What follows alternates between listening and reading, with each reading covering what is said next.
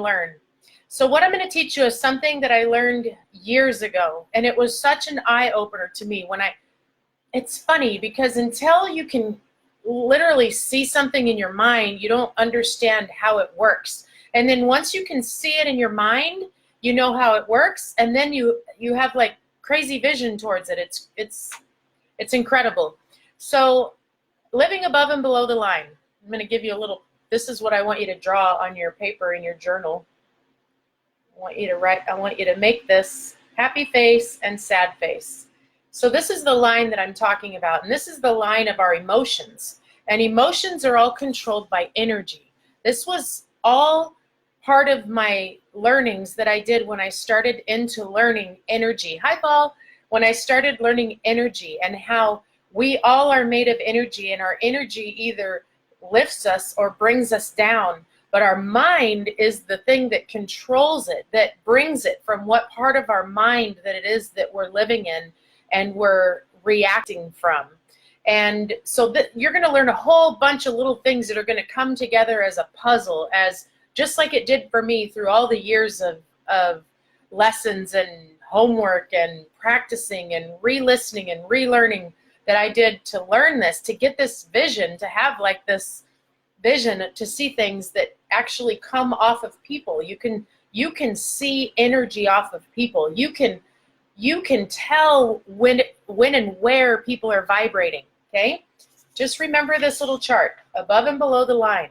So when somebody is below the line, their energy's low, right? Stop and think about where depression lives, or where sadness lives, or anxiety, or despair, or helplessness, or hopelessness. That depression, this is where this lives. You can't be there if you're up here. And then when you're up here, these are the days when your children can do no wrong. Everything you see about your children and your spouse is just, how did I get so blessed and so lucky? My house, where I live, life, it's that high on life feeling is above the line. When you can get your frequency and your vibration and your thought process in a positive state, right? So I'm not joking you. I used to have one of those big, the flip charts, the kind of flip charts, and I had drawn this diagram on that flip chart. And then I started writing all the emotions. And I stared at this thing every day, and I would check myself, and I would check myself every day. Where am I at on this chart today? Well, there's a little place on this chart right here. When you're at this place and this place, you can see you're close to the line. You can tell you're getting ready to dip, and you can tell you're on your way up.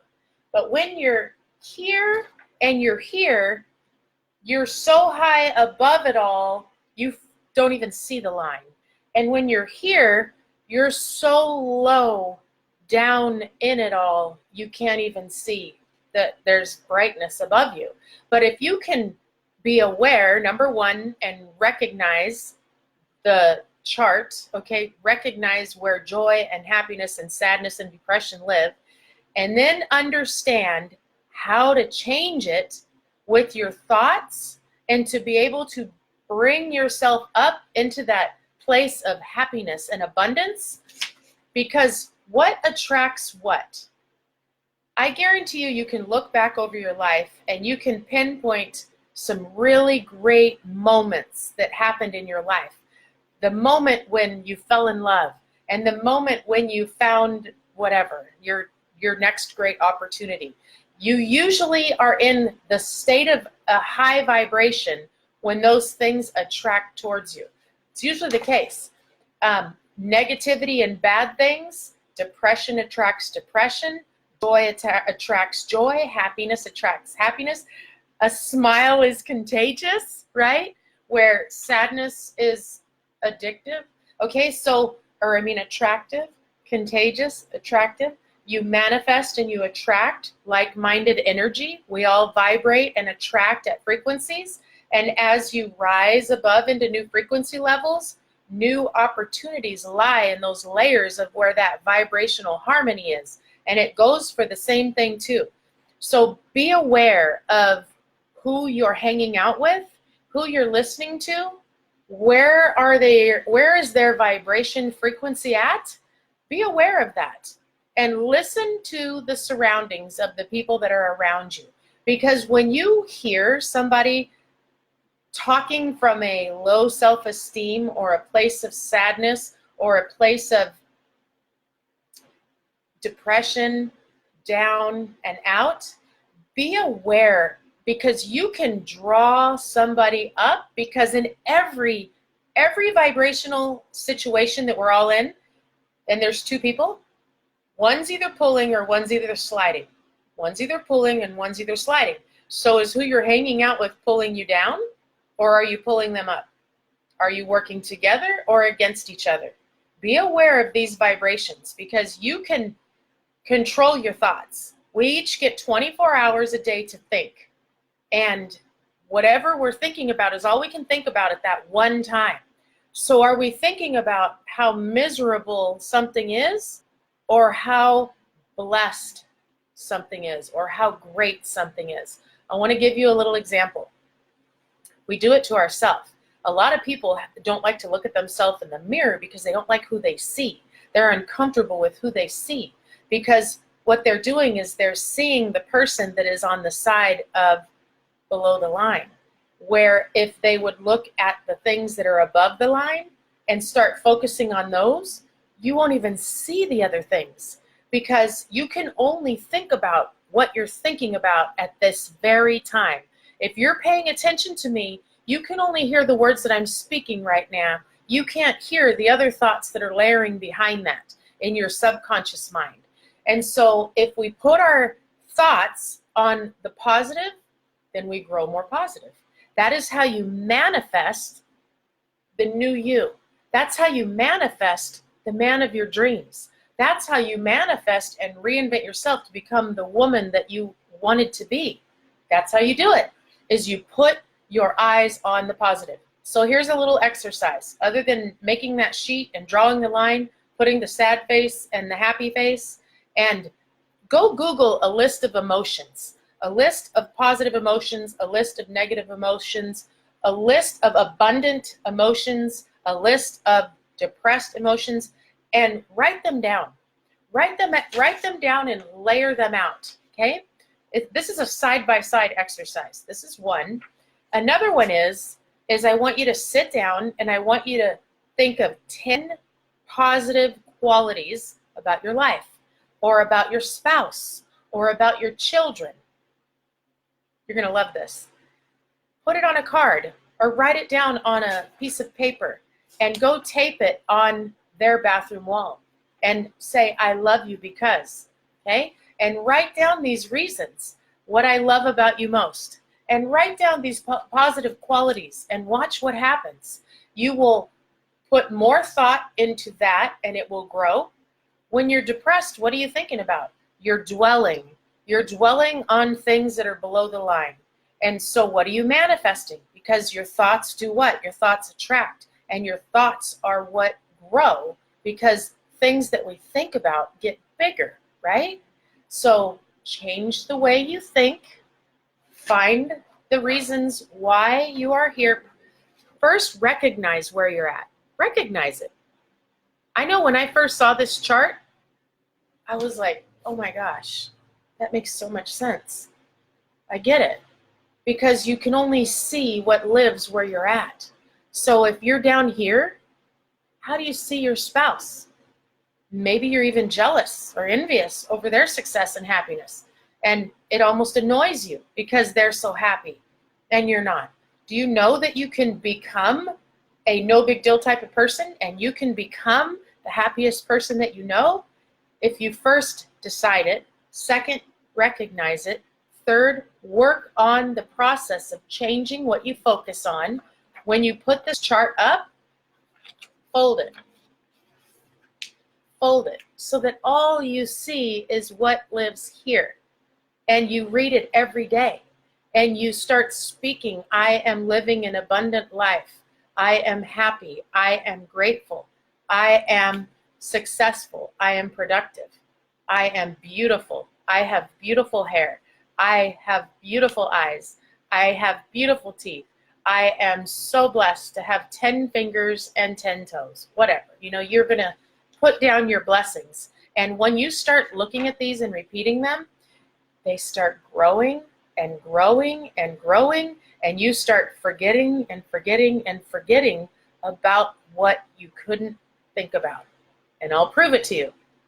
How long have you been thinking about the negative things in your life? How long have you been thinking about the negative things about your body that you don't like? How long have you been thinking about the things in your house that need to be fixed? A long time, right?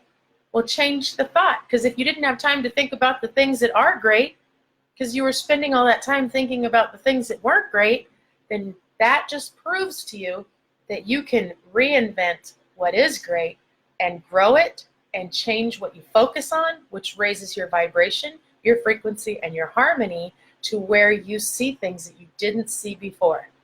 All right, you guys, I want to hear what you caught from this. I want to know what you're going to do about it. I would love to see your final charts and your graphs and see them up and see what you wrote on it. And then let's do this together. And you guys start speaking these words, start changing your thoughts, start raising your vibration, start learning where you are at, above or below the line. How close are you to getting up it? Are you on the way to going down it? And I want to close with this. If you ever find yourself above the line, if you ever find yourself slipping towards the line, like maybe your thoughts are creeping in of doubt or questioning something that you might be doing, whether it's with your children or your relationship or your business or life, wherever you're at, stop and ask yourself, am I fatigued? Am I fatigued? Meaning, have I not been sleeping well? And let me tell you why. Fatigue is the #1 fastest way to get knocked down below the line, because it takes your energy. And when it removes your energy, it lowers your vibrational harmony into those lower emotions. And they cause your mind to play tricks on you. And so what I tell people when they're talking to me and they're telling me, hey, I got a call the other day from a good friend and she says, I need you to pick me up. Can you raise my vibration for me? I'm just stuck below the line. I said, absolutely. And so we talked for a while and I said, are you fatigued? And she's like, yes, I am. And I said, take a 3-day mental time out. Because here's what happens when people get fatigued is they wear themselves out mentally, either guilt or just all that emotion on that exhausts your brain. Take a mental time out for 72 hours. Unplug your brain from trying to figure it out and check out. Go do whatever it is that you need to do to take a mental break. Go take a walk. Go breathe fresh air. I love going down to the beach because the beach I say the beach and my hairs stand up. I don't know. Yeah, I get chicken skin just to think about the beach because of what it does for me. The beach just raises everything within me, and I can't even see negativity when I'm at the beach. All I see is every amazing blessing that I just sit and thank God for every single day, because that's what the beach does to me. Maybe for you, it's the mountains. Maybe it's to read a book. Maybe it's to go to the gym and get some exercise and raise the dopamine levels in your body and your endorphins and your adrenaline and get them pumping, get that blood pumping.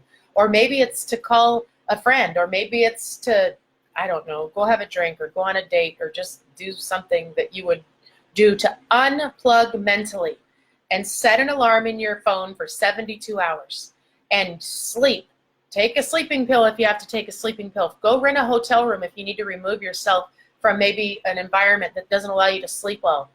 Take a day off from work, but sleep. Just do something to rest and recharge your physical and mental calendar clocks so that you can get rid of that fatigue and get refreshed. And then at the end of 72 hours, you get back up and you watch this again and you recharge, you regraph, you go through this, and you will be amazed at what resting and getting your adrenaline up and getting your blood pumping and taking a mental timeout checkout will do. I just got over having one when my husband took me away for the last couple days to celebrate, and I made a decision to unplug. I wasn't going to return calls. I wasn't going to check my phone and my text messages and everything, and I was just going to be present and in the moment with us. And it was amazing and incredible, and we got to have some incredible talks about our future and the positive things that are ahead of us and where we're going and what's happening in our life and with our daughter and our whole family unit and you guys and the whole umbrella of life of where we're going. It was pretty rewarding. And so there you go today. I hope you enjoyed this. I hope you learned a lot, and I'll be back with you with another one real shortly. All right, everyone. Talk to you later. Bye.